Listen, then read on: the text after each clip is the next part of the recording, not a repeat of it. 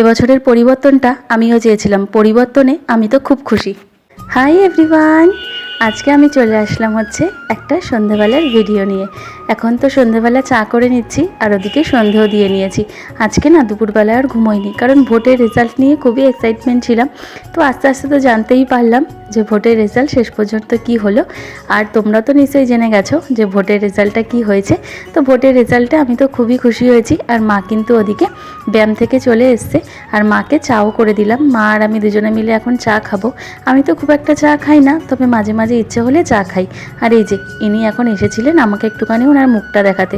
আসলে মাঝে মাঝে বাড়িতে একটু আসে যাতে আমি, ও যে আমার বর সেটা যাতে আমি ভুলে না যাই। তো যাই হোক, এটাতেই ইয়ার্কি মারছি। আর এই যে এতক্ষণে তো জেনেই গেছো যে ভোটে শেষ পর্যন্ত কে জিতেছে। হ্যাঁ, পরিবর্তনে আমি কিন্তু খুব খুশি, কারণ সত্যি আমি চেয়েছিলাম এবছর পরিবর্তন আসুক। আর তার জন্য আমি কিন্তু যে দল জিতেছে সেই দলকে পুরোপুরিভাবেই সাপোর্ট করি। তো এই নিয়ে আর বেশি কথা বললাম না, চলে আসলাম হচ্ছে বাবা মাকে সন্ধ্যাবেলা টিফিন দিতে। আসলে ওই যে গোপাল পুজোর সময় নারকেল আনা হয়েছিল, তো সেই নারকেলটা একটুখানি ছিল। তো মা বললো আজকে সন্ধ্যাবেলা বাবা আর মা দুজনে নারকেল দিয়ে মুড়ি দিয়ে খাবে। এটা খেতে না আমি ভীষণ ভালোবাসি, জানো তো। কিন্তু ওই যে চা খেয়েছি তাই একটু গ্যাস গ্যাস হয়ে গেছে, তাই আমি আর খেলাম না। মা জোর করলো, তাই এখন মার থেকে একটুখানি মুড়ি নিয়ে খাবো। বাবারটাই চিনি দিইনি, যেহেতু বাবার সুগার আছে।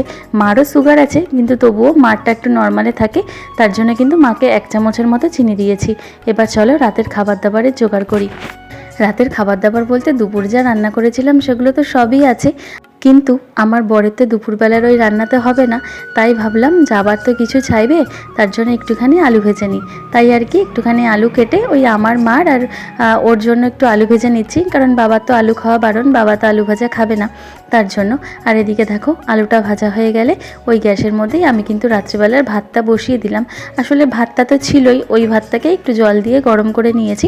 আর এদিকে কিন্তু কথা বলতে বলতে আমার এখানে ভাতটাও একদম রেডি হয়ে গেছে। চলো ভাতের মারটা গেলে এখন আমরা 3 জনে মিলে খেয়ে নিই। ওই যে বললাম না যে ওর আসার কোনো ঠিক নেই, এই কিছুক্ষণ আগে ফোন করে বলল যে আমি 10:30টার সময় আসবো।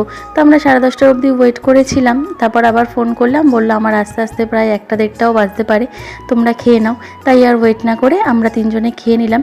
আর খেয়ে দিয়ে কিন্তু বাবা মার ঘরে চলে গেছে, আর আমিও চলে আসলাম হচ্ছে স্কিন কেয়ার করতে। চুলটা তো বেঁধেই নিয়েছি। তো চলো, পরিবর্তনে তোমরা কারা কারা খুশি হয়েছে কমেন্টে জানিও, আর ভিডিওটা ভালো লাগলে চ্যানেলটা সাবস্ক্রাইব করো। টাটা।